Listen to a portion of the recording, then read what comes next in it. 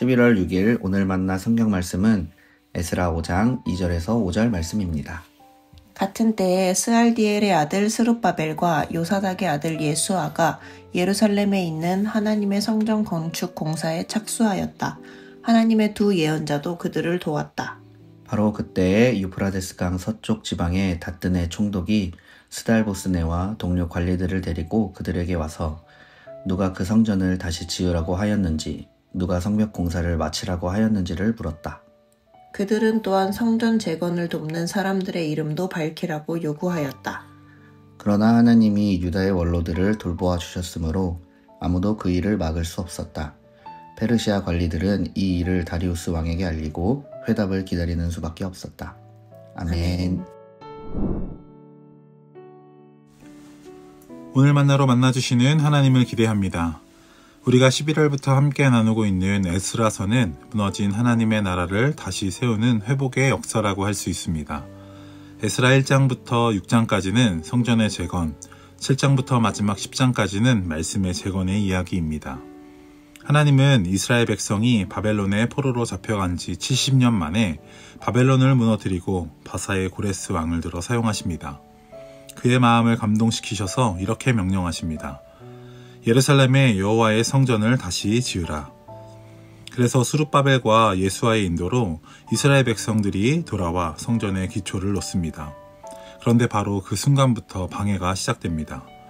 성전 재건의 첫 삽을 뜨자마자 사마리아 사람들과 주변 민족들이 시기하고 방해합니다. 그들은 우리도 너희처럼 하나님을 섬긴다며 공사에 끼어들려 했지만 사실 성전을 혼합신앙으로 물들이려는 속셈이었습니다. 그러나 그들의 의견이 거절당하자 그들은 고발장을 올립니다. 그 결과 공사가 중단됩니다. 시간이 흘러 성전은 기초만 놓인 채로 남았고 이스라엘 백성들은 낙심하여 각자 자기 집을 짓는 데 더 열중했습니다. 그리고 스스로 이렇게 말합니다.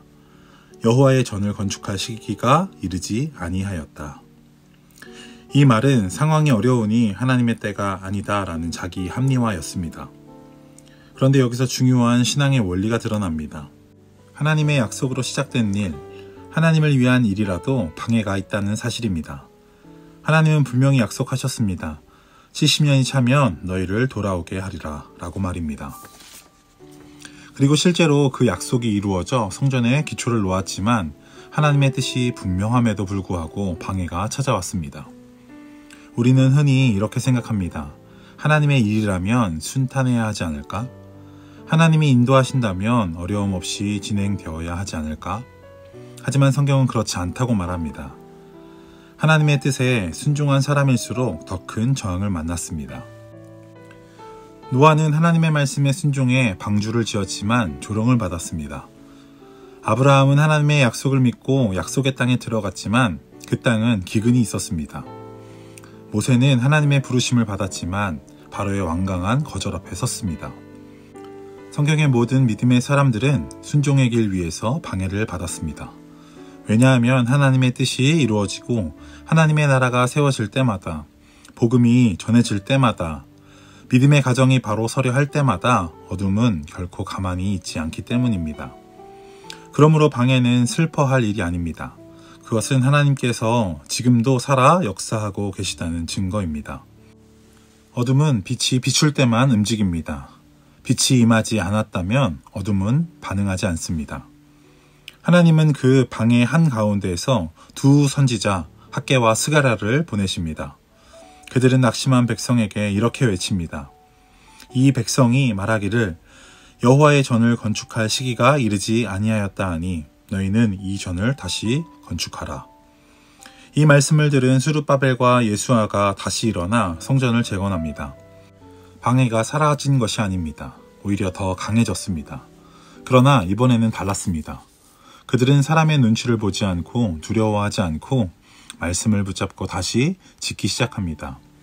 그때 성경은 이렇게 기록합니다. 하나님이 유다의 원로들을 돌보아 주셨으므로 아무도 그 일을 막을 수 없었다. 하나님의 눈이 그들을 지켜보고 계셨다는 것입니다. 사람의 손은 공사를 막을 수 있지만 하나님의 눈이 함께 하시면 아무도 막을 수 없습니다. 우리는 종종 이렇게 말합니다. 요즘은 신앙생활이 참 편하네요. 예배도 교회도 직장도 별 어려움이 없어요. 그러나 성경은 이렇게 묻습니다. 정말 하나님의 일을 하고 있느냐고.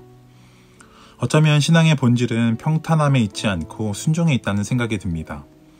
방해가 없는 것은 어쩌면 내가 더 이상 하나님의 말씀에 순종하지 않고 내 경험과 내 생각대로 살고 있다는 뜻일 수도 있습니다.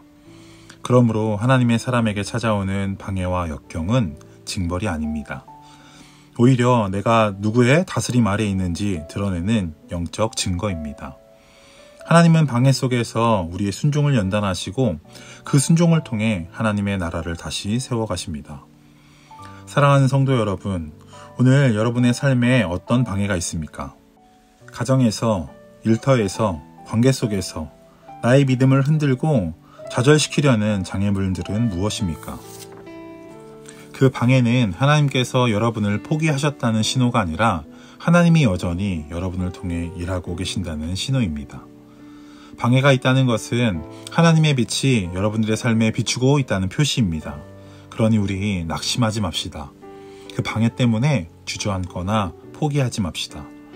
하나님은 그 방해를 사용하셔서 우리의 믿음을 단련하시고 그 믿음을 통해 무너진 곳에 다시 성전을 세우십니다. 오늘도 하나님은 우리를 만나주십니다. 방해 속에서, 혼란 속에서도 여전히 우리를 만나주십니다. 그 하나님을 오늘 이 아침에도 기대합시다. 기도하겠습니다. 하나님 아버지, 우리의 삶 속에 때로는 이해되지 않는 방해와 어려움이 찾아올 때가 있습니다. 그때마다 낙심하지 않고 그 방해 속에서도 주님의 일하심을 믿게 하옵소서.